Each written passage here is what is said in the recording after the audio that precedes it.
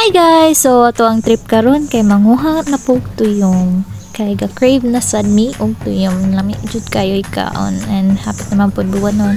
They say basta buwanon kay dagko og unod ang tuyong. I don't know what's the connection of it but basta mao na ang saying. So there nanguha na tuyong sila, our cousin and their friends.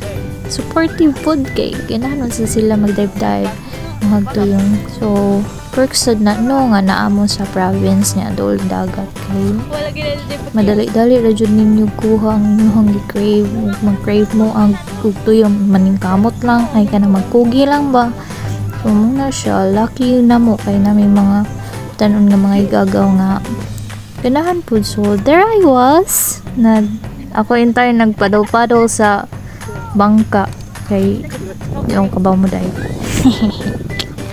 nga ako tighawid sa sako ng gisudlan sa mga ilang nakuha nga tuyong. And there's Nini ang gipa-try og dive mo siya dili makaya mo ato sa ilang. So mo na so nahuman na sila panguha half the sack ang nakuha niya tungkan kog duha ka buok.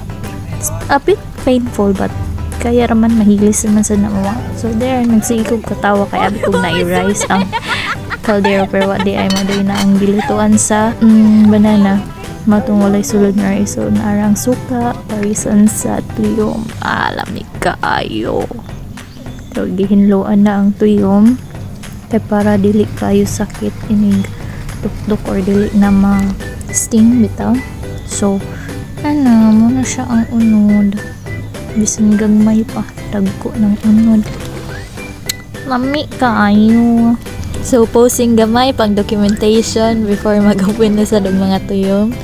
So there hala kubkub na og panghinlo sa tuyong aron unya diretso na ka na iwa ni tingogay diretso na hab-hab hulot tong saging unya. So nga na din na paghinlo sa tuyong guys. Apil sa tadi hagin no aron ingnon ba tabang. So mo to siya nga unta. Bye-bye!